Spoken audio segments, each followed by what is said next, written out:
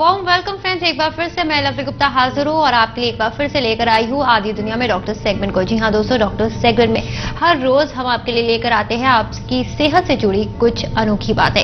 तो आइए आज के भी शो की शुरुआत करते हैं। आपको बता देते हैं आज हमारे साथ स्टूडियो में मौजूद है हमारे homeopath expert doctor Kamran Siddiqui. आज उनसे हम बातचीत करेंगे पाइल्स को लेकर। जी हाँ, पाइल्स को डिटेक्ट आप कैसे कर सकते हैं और अगर आप वाकई पाइल्स से ग्रस्त है तो क्या क्या उपचार होम्योपैथी के थ्रू आप अपना सकते हैं। आइए सबसे पहले वेलकम करते हैं डॉक्टर कमरान सिद्दीकी का। Doctor Siddiqui, very much welcome to our show once again. Doctor Siddiqui, piles एक ऐसी बीमारी जो लोगों को अधिकतर लगती है कि इसका इलाज कभी नहीं हो पाता, पूरी तरह से कभी भी हम जो है इससे उबर नहीं पाते। क्या कहेंगे, सबसे पहले ये बताइए पाइल्स को हम कैसे डिटेक्ट कर सकते हैं। पाइल्स को डिटेक्ट करना आसान है क्योंकि आजकल ये कॉमन बीमारी होती जाती है। जो लोग ऑफिस जाते हैं, एक जगह बैठकर काम करते हैं, उनकी लाइफ हैबिट्स जो है वो आराम से जिंदगी गुजार रहे हैं और ज्यादा मूवमेंट नहीं है, दौड़ भाग है लेकिन उसमें खाना पीना भी उल्टा पुल्टा है। तो ऐसे लोगों को देखा जाता है कि पाइल्स की शिकायत होती है। आप अधिकतर लोगों में देखेंगे आजकल पाइल्स, यानी जितने भी ऑफिस गोअर्स हैं या डॉक्टर्स हैं या इंजीनियर हैं जो एक जगह बैठकर काम करते हैं, या फिर जो पहले जमाने में कहा जाता था घोड़सवारी करते हैं, तो अभी घोड़सवारी की बजाय मोटरसाइकिल ले ली है। तो इन लोगों को पाइल्स होने की ज्यादा संभावना है। तो डॉक्टर साहब, आप एक तरह से ये कह रहे हैं कि जिन्हें बैठ के जिनकी काम काज का जो दिनचर्या है उन्हें ही इस प्रॉब्लम से जो है ज्यादा ग्रस्त पाया गया है। सही बात है। जो बैठ कर रहते हैं, सेडेंटरी लाइफ हैबिट्स है और ज्यादा स्पाइसी फूड्स और फास्ट फूड्स खाते हैं, उनको ज्यादातर देखा जाता है। इसके अलावा एक और फैक्टर होता है, देखा जाता है कि जिसके फैमिली में पाइल्स की बीमारी है तो उसमें ये माने चांसेस होते हैं मोस्ट प्रोबेबली कि उनके फैमिली में और भी मेंबर्स को होंगे, उनके डिस्टेंट्स हैं उनको होने के चांसेस हेरिडिटरी प्रॉब्लम। जी। तो डॉक्टर साहब, इनिशियल अगर हम बात करें, इनिशियल साइंस क्या होंगे पाइल्स के? इनिशियल साइंस होंगे, देखिए सबसे पहले ये होगा कि उन्हें स्टूल पास करने में दर्द होगी जी।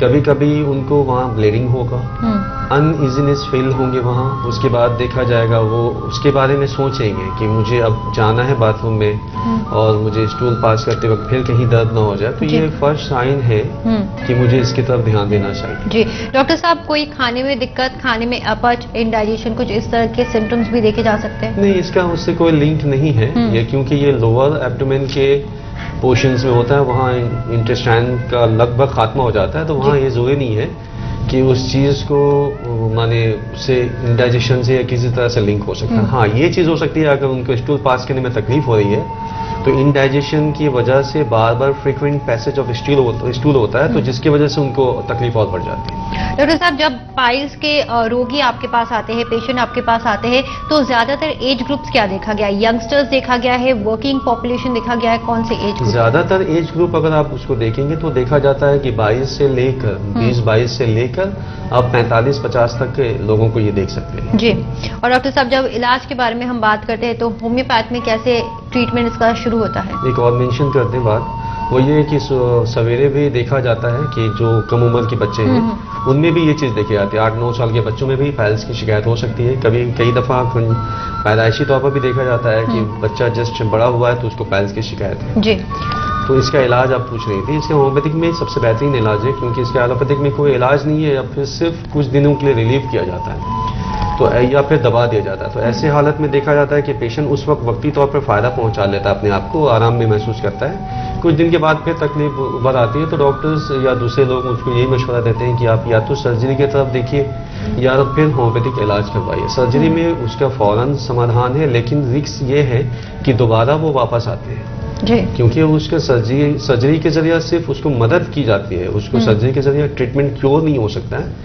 होम्योपैथी का अगर ट्रीटमेंट किया जाए और डॉक्टर सही हों, तजुर्बाकार हों और तमाम सिम्टम्स को ध्यान में रख के अगर उसका ट्रीटमेंट किया जाए तो देखा जाता है वो बीमारी जड़ से खत्म हो जाती है। यानी डॉक्टर साहब, आप ये कह रहे हैं कि एलोपैथी में सर्जरी तो एक उपाय है पर गारंटी नहीं देती है कि आपको जो है हमेशा के लिए छुटकारा मिल सके।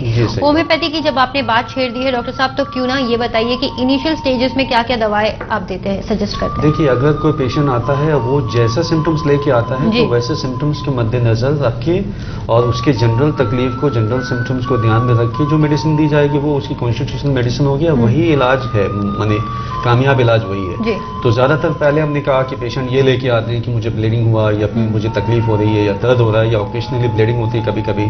कोई पेशेंट ऐसा भी आते हैं जो सेकेंडरी स्टेज में आते हैं, कहते हैं कि मुझे रोज ब्लीडिंग होती है और इस तरह ब्लीडिंग होती है जैसे टैप वाटर निकल रहा है, नल खोल दिया हमने, इस तरह खून उसके बदन से निकल जाता है, हीमोग्लोबिन लेवल जो है वो बहुत कम हो जाता है। तो ऐसे हाल में ऐसी कोई दवा देनी चाहिए जो इमीडिएट ब्लड जो आ रहे ब्लीडिंग को उसको रोक दे, उसके बाद उसकी तकलीफ जो दर्द है उसको कम कर दिया जाए, बाकी फिर उसके बाद दवा दी जाए। तो उसमें दवा बहुत सारी है, मैं एक एक करके कहता हूँ। सबसे पहले देखिए उनको जो तकलीफ होती है कि उन्हें ऐसा लगता है कि अंदर में नेल है, बहुत सारे अंदर में कांटी चुभ रही है, तो ऐसे हालत में एस्क्युलस हिप नाम की दवा और थूजा नाम की दवा देनी चाहिए। थूजा को 1000 पावर में हफ्ते में एक बार देने से जो पाइल्स का जो बढ़ा हुआ मादा है वो छोटा भी हो जाता है। उसके साथ लाइकोपोडियम अगर हम हाई पावर में देते हैं 1 लाख पावर में, वो भी बहुत इनफ्रीक्वेंट देना चाहिए, यानी 15-20 दिन के बाद या 1 महीने के बाद देना चाहिए। उससे भी देखा जाता है कि जो उसका मांस बढ़ा हुआ है वो छोटा हो जाता है। इसके अलावा अगर हमने अभी डिस्कस किया था कि उसको ऐसा फील होता है जैसे कि वहां पर कांटी वगैरह घुसा हुआ है और उसके कमर में बहुत दर्द हो, तो ऐसी हालत में एस्क्युलस हिप बहुत अच्छी काम करती है दवा, इसे रोज 2 बार 200 पावर में ले सकते हैं जी।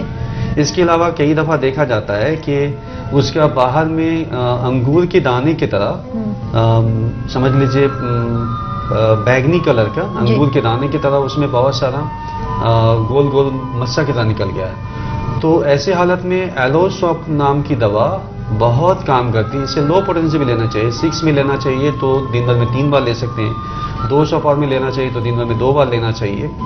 ये दवा उस वक्त बहुत काम करती है। कई दफा देखा जाता है कि एलोसॉक और एस्क्युलस हिप दोनों मिला के दी जाती है। फिर कुछ पेशेंट्स ऐसे कंप्लेन करते हैं कि उन्हें बहुत जलन होता है, ऐसा जलन होता है जैसे उसमें मिर्चा लगा हुआ या वहां पर झाग लग गया, या जैसे कि कैप्सिकम की तरह। तो कैप्सिकम नाम की एक दवा है जिसे हम लोग 200 पावर में रोज 2 मरतबा दे सकते हैं। उसके साथ ओकेशनल ब्लीडिंग होता है और पेन, पेचिश की तरह दर्द होता है, जैसे बियरिंग डाउन फीलिंग्स होते हैं, जैसे लगता है मुझे पेट में पेचिश होगा, ये सब तकलीफ होगी। तो ऐसे हालत में कैप्सिकम देना चाहिए। पेशेंट अगर कंप्लेन करे कि उसे लहर और जलन तो है पैखाने के रास्ते में, एनएस में, लेकिन उसमें नीचे की जैसे जलन नहीं है, तो ऐसे हालत में सल्फर हाई पोटेंसी में देना चाहिए 1000 पावर में, वो भी इनफ्रीक्वेंट, कभी कभार, माने महीने में एक बार, 15 दिन में एक बार, उससे पहले नहीं देना चाहिए जी। यानी डॉक्टर साहब आप कह रहे हैं कि अलग अलग पेशेंट्स की अलग अलग साइंस, अलग अलग तकलीफ होती है, अलग अलग साइन, अलग अलग मेडिसिन होनी चाहिए। डॉक्टर साहब ये सब तो आपने बताए हमें सिम्टम्स, और क्या क्या कंडीशन और क्या क्या सिम्टम्स, और उन सिम्टम्स के लिए क्या क्या दवाई और प्रिस्क्राइब करते हैं आप? देखिए हम लोग इसके अलावा और भी बहुत सारी दवाएं हैं, जैसे नक्स वोमिका।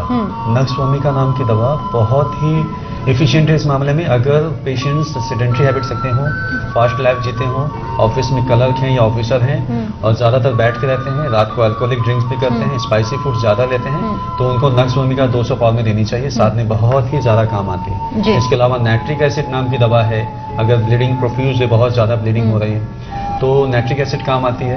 उसके अलावा और भी दवा है जैसे कि कॉस्टिकम नाम की दवा, इसे हाई पावर में हम देते हैं और ज्यादातर डॉक्टर देते हैं। तो उसमें क्या होता है कि ब्लीडिंग बंद हो जाता है। ब्लीडिंग बंद करने के लिए और भी बहुत कारआमद दवा है एलिजिरुन नाम की, जिसे 6 पावर में देना चाहिए, रोज 2 से 3 मरतबा देनी चाहिए। ये दवा बहुत काम आती है।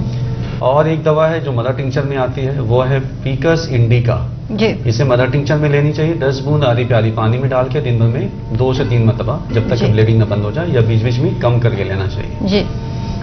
डॉक्टर साहब एक बार फिर से हम आपका शुक्रिया कहना चाहेंगे, आज हमारे पास समय की थोड़ी कमी है, आपने एक बार गाइड किया हमें और ये बताया कि होम्योपैथी में जो है पूरा इसका इलाज है, उसके लिए बहुत बहुत शुक्रिया आपका। Thank you. तो फ्रेंड्स आज उम्मीद करते हैं कि पाइल्स को लेकर आपको मिली होगी ढेर सारी जानकारी और आपने ये भी जाना है कि होम्योपैथी में जो है पूरा क्योर है पाइल्स का।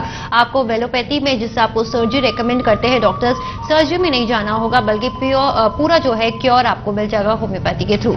आज के एपिसोड के देखने के बाद अगर आपके मन में उठे कोई भी सवाल तो प्लीज मुझ तक अपने सवाल जरूर पहुंचाइए। मेरा ID है lovely.gupta@tazatv.com।